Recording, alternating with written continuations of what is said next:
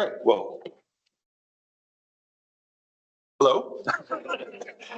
So I am Cal, and I'm going to talk a little bit about what I'm calling dualities of digital curation.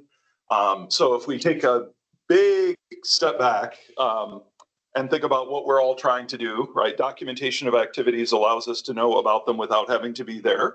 The ability to revisit previous states of the world is fundamental to accountability, democracy, collective meaning.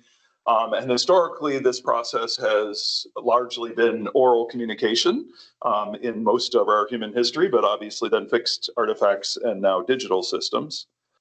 I would just say again, revisiting previous states of the world is fundamental to accountability, democracy, and collective meaning. Preservation objectives are often framed in terms of fixity, right? The ability to kind of revisit the same artifact over time.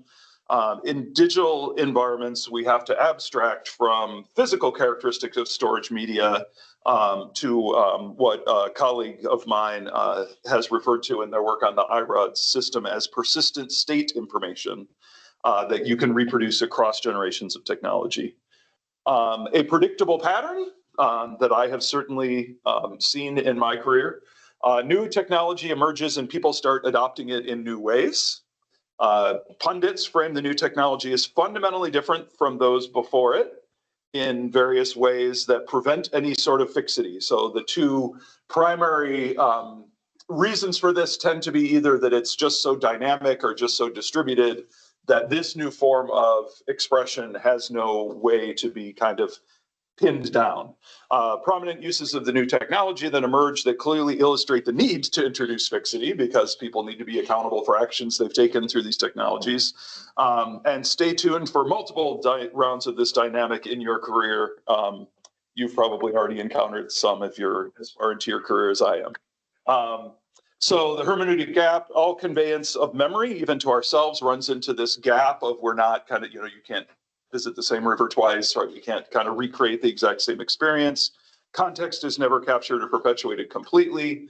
We use our current understanding and place in the world to kind of fill in the gaps and make sense of what we encounter. This is one of our greatest strengths, but it also raises a lot of issues related to concepts we cherish, like truth, tradition, accuracy, accountability, all kinds of things we've been talking about in the past couple of days.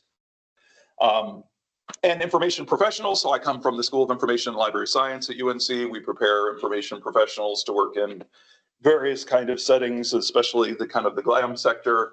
And there are a lot of things that information professionals do to kind of carry context from one situation to another.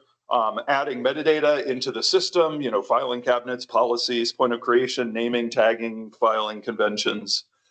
Various things related to kind of whittling down the space, appraisal, retention scheduling, disposition actions, so getting rid of the stuff that can be disposed of, transfer of custody to trusted third parties, arrangement and description, so applying all kinds of descriptors, controlled custody environments, so people can't go in and just change the records, and reference and user support services in various forms.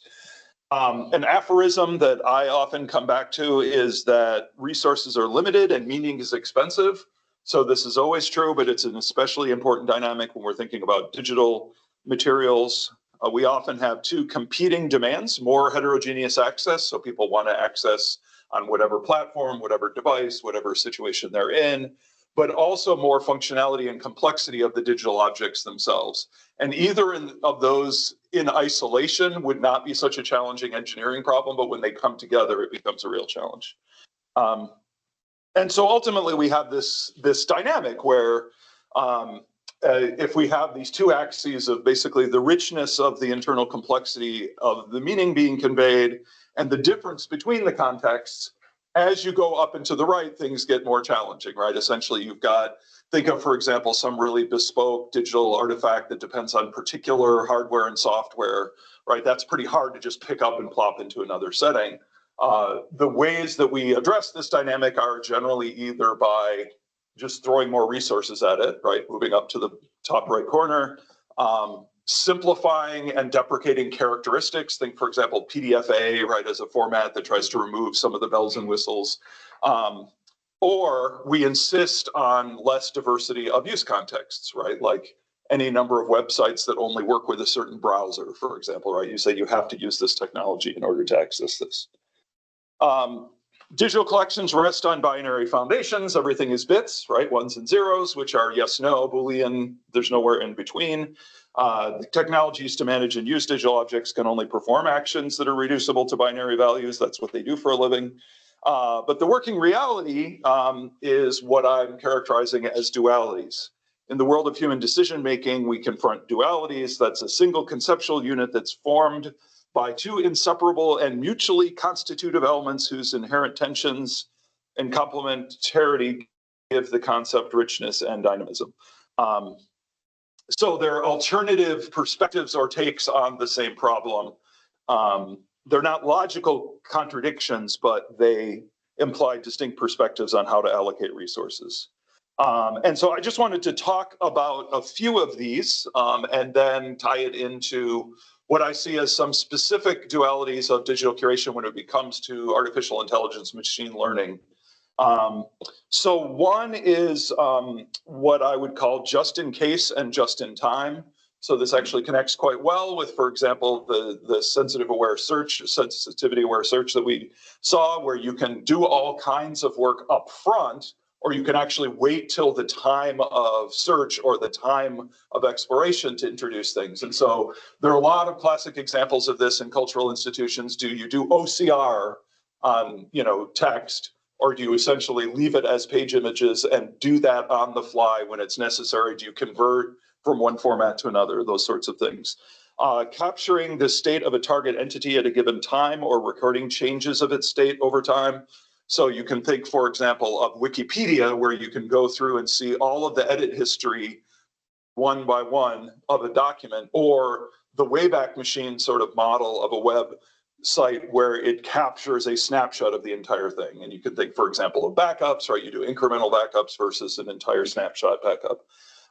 Reflecting affordances of current interaction context or the affordances of past interaction contexts. So for example, if I walk up to a machine, do I have to know how to interact with it as a mainframe because I'm replicating that old environment? Or do I essentially want it to reflect the current affordances of the technology, right? Do I want to use an old WordStar document because that's the way that, I need to know how somebody interacted with it? Or am I much more interested in it just sitting in my vernacular environment now where I don't have to make that kind of translation?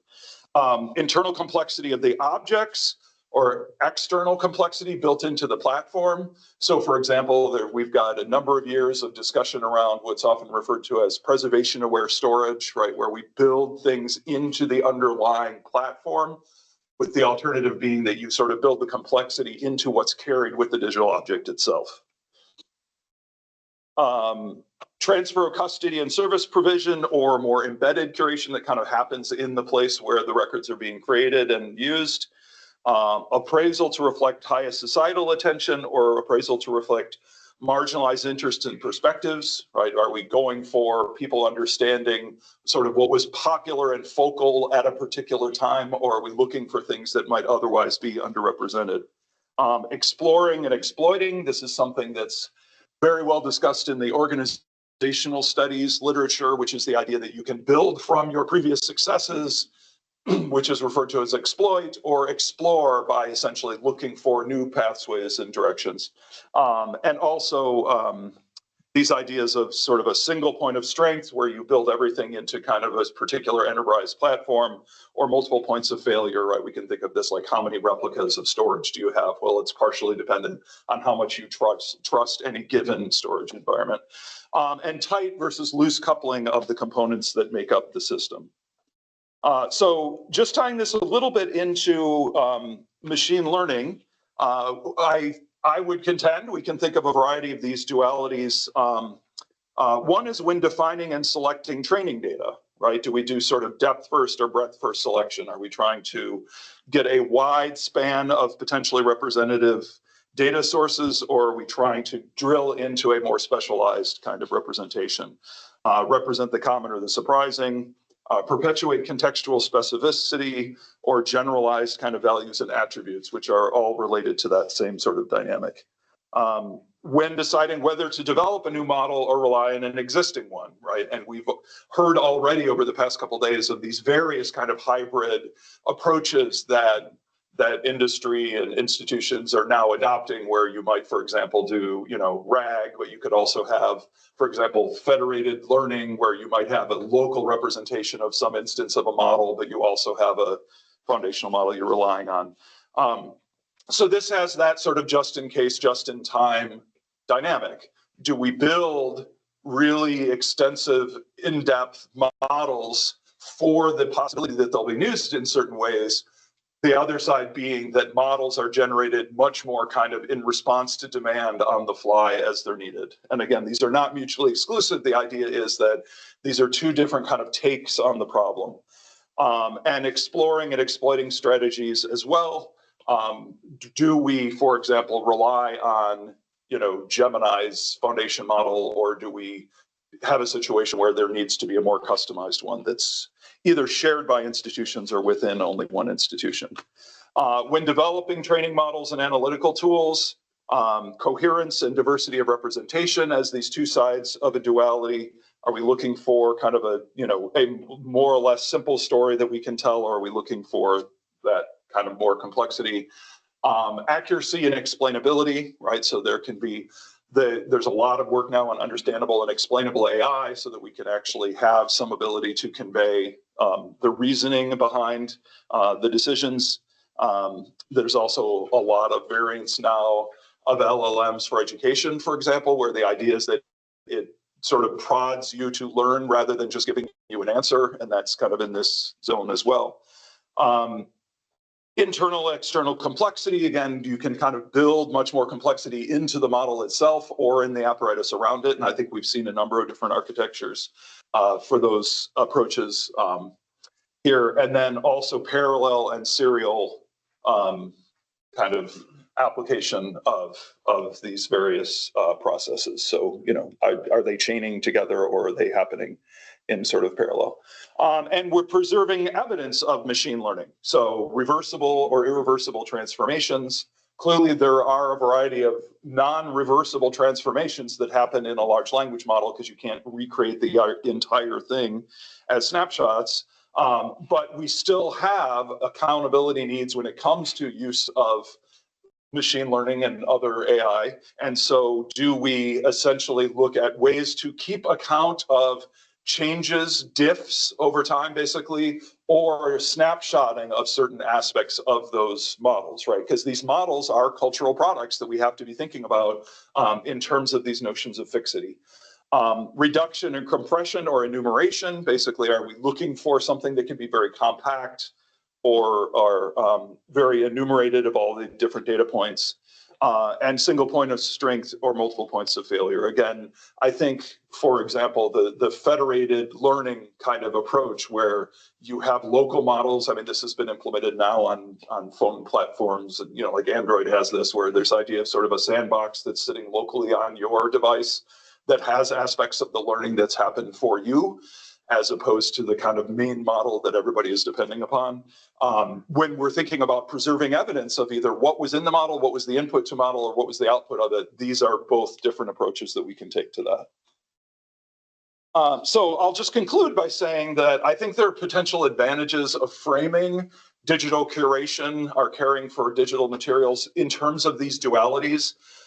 First of all, this is maybe my own biases around problems like this, is to avoid false dichotomies where we had more or less, I sort of came of age in the digital preservation world when emulation versus migration was this huge debate.